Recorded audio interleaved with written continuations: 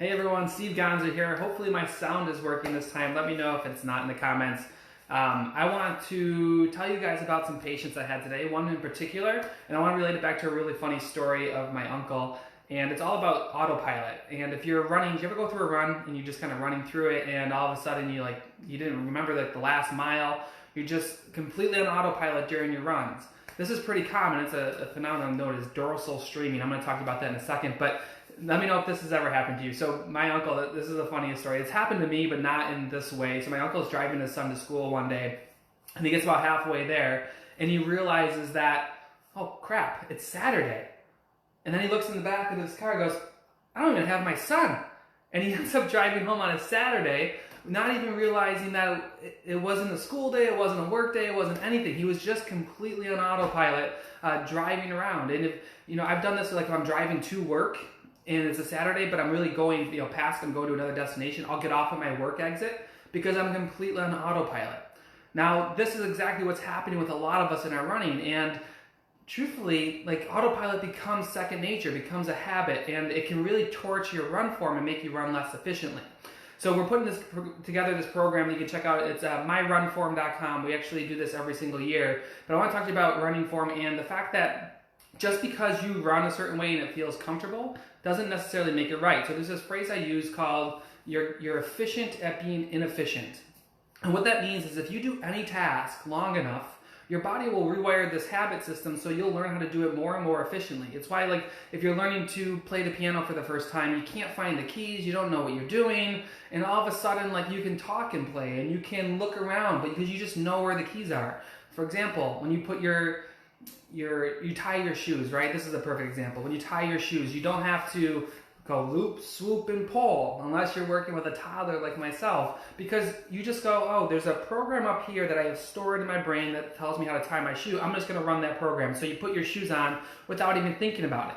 So as you continue to run, you go through and you develop this pattern of running that you don't have to think about. You just put one foot in front of the other.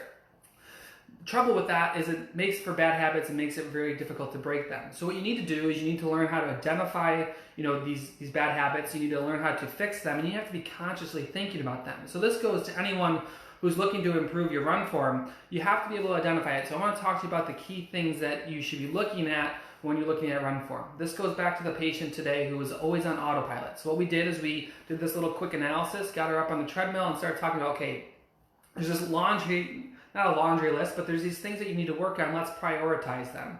And the first thing we always like to have people work on is their foot strike, making sure that they're not necessarily landing without a heel strike, but landing on a bent knee. So we talked about that, and we started working on transitioning that. We showed her some video. And then the next step, the pun intended, to working on run form is if your foot strike's pretty good, you want to start looking at how do you run and open your stride. So many runners' cadences are all over the place. Some are too low, some are too high. We call the too high ones pitter-patter runners, because they're just moving their feet a mile a minute and they aren't going anywhere. And then finally we start to look at this last piece of run form, which is running from your whole body. And when you run from your whole body, you're going to really engage all the muscle groups. People think running is just activity that happens from your knee down or from your pockets down, your hips down, but really running is your whole body motion. You watch, Chicago just happened this weekend. The 2-hour marathon just got broken. There's a lot of upper body motion happening from there. So we want to make sure our runners are running from their whole body. So you have those three things. You have foot strike, you have proper stride length and cadence. You can kind of loop that all into one. And then you have running from the whole body.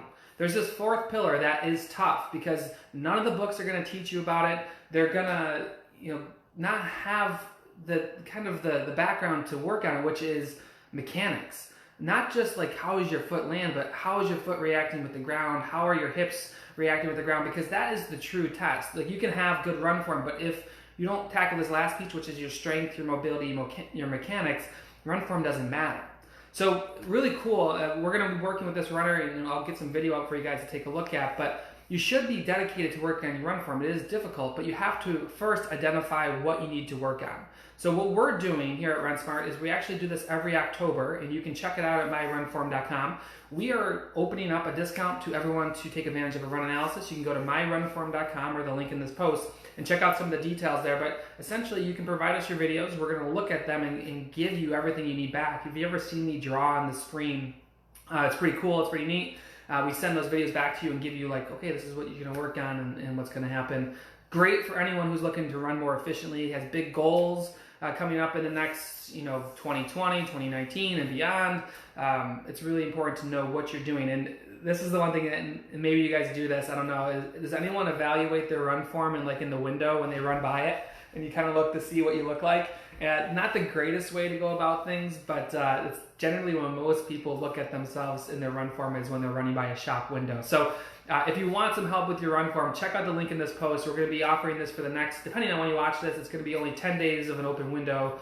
And we're really excited to bring you guys in. We had a bunch of runners last year take advantage of this, and it's always one of our more popular things we do.